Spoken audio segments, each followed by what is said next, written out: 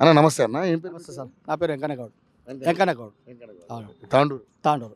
ఏం చేస్తుంటారండి మీరు? మామూలుగా ఇక్కడ లోకల్లో ఉంటా. బిజినెస్ షాప్ ఉంటుంది. అన్న ఏం లేదన్న, ఇప్పుడు ఎంపీ ఎలక్షన్స్ జరుగుతూ ఉన్నాయి. మరి ఇప్పుడు ఈసారి ఎలక్షన్స్లో ఏంటి, ఏ పార్టీకి అవకాశం ఉంది? జనరల్గా అయితే కాంగ్రెస్ పార్టీగానే ఉంది నాకు. ఎందుకంటే ఆ పార్టీ వ్యక్తి ఎవరు ఉంటే మాకు వ్యక్తి ముఖ్యం మేడం. మనకు పనులు చేసేవాడు కావాలి. ఏ వ్యక్తి అయినా కానీ, ఏ నాయకుడు కానీ పని చేసేవాడు కావాలి. లోకల్లో ఏమేమి ఉంది, ఏం సంగతి ప్రాబ్లంలు కొట్లాడేవాడు కావాలి ముంగట. అసెంబ్లీ కానీ పార్లమెంట్ కానీ కొట్లాడే వ్యక్తి, సత్తా ఉన్న వ్యక్తి వస్తే బాగుంటుందని మా ఉద్దేశం. ఎవరు అనుకుంటారు?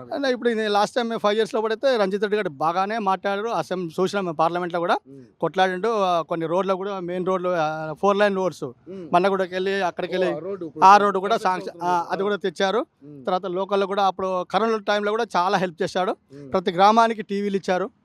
గ్రామ పంచాయతీ పొరపాటు పిల్లలకు కోవిడ్ వచ్చింది కాబట్టి బయటికి రారు కాబట్టి వాళ్ళు విద్య కోల్పోతారు కాబట్టి తల్లిదండ్రుల మేరకు ఆయన ప్రతి గ్రామానికి టీవీ పెట్టేసి వచ్చి చూసుకొని పాఠాలు ఎన్నుకుంటూ వాళ్ళు పిల్లల కోసం కూడా ఎడ్యుకేషన్ లోపల చాలా మంచి పని చేశారు. ఆ తర్వాత కోవిడ్లో కూడా కొన్ని ప్రతి గ్రామానికి కూడా మా టౌన్లో కూడా గుడ్లు సప్లై చేశారు, ఇంటింటికి సప్లై చేశారు. అలాంటి పనులు చాలా చేశాడు ఆయన. కానీ ఏదో కానీ మా సత్తా బాగా మాత్రం బాగా మాట్లాడతాడు. అలాంటి వ్యక్తి కావాలి కాబట్టి అలాంటి వ్యక్తికి ఓటేసి గెలిపించుకునే ప్రయత్నం మేమే చేస్తాం. కానీ బీజేపీకి కూడా గట్టి క్యాండిడేట్ ఉన్నాడు. అయితే లాస్ట్ టైం అంతకన్నా ముందు టీఆర్ఎస్లో ఉండే ఆయన కూడా విశ్వేశ్వరరెడ్డి గారు. మాకు ఇంతవరకు ఆయన ఆ ఇయర్ లోపల ఏం చేసినా మాకు తెలియదు. 5 years లోపల ఆయన ఉన్నప్పుడు ఆ పీరియడ్లో ఏం చేసినా తెలియదు. కానీ మేమైతే రంజిత్ రెడ్డి చేసిన దాన్ని బట్టి మేము చెప్తున్నాం. మా కళ్ళ ముంగట ఇప్పుడు లాస్ట్ 10 years లోపల ఆయన ఉన్నాడు, 5 years లోపల ఈయన ఉన్నాడు.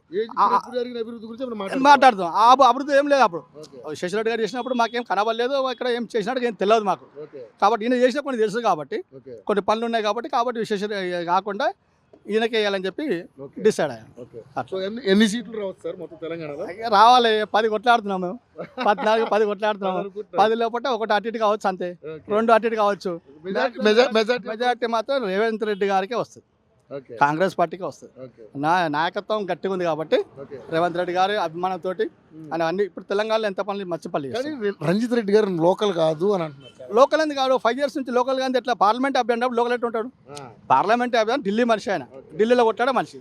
లోకల్ ఎట్టు ఉంటాడు? ఆయన లోకల్ ఉంటాడు కదా. ఏది కావాల్సింది? అభివృద్ధి. కానీ అభివృద్ధి కావాలి మనకు. ఇప్పుడు ఎక్కడెక్కడికో వచ్చి ఉంటారు, రాజకీయం అనేది ఎక్కడికో వచ్చి చేస్తామడ. చేసినంత మాత్రాన మనకు పని చూస్తాం. ఆ ప్రజల యొక్క సమస్యలను అర్థం చేసుకోవాలి. అలాంటి వ్యక్తికి మనం ఓటేస్తాం కదా. కాబట్టి రంజిత్ రెడ్డి గారికి ఇస్తాం.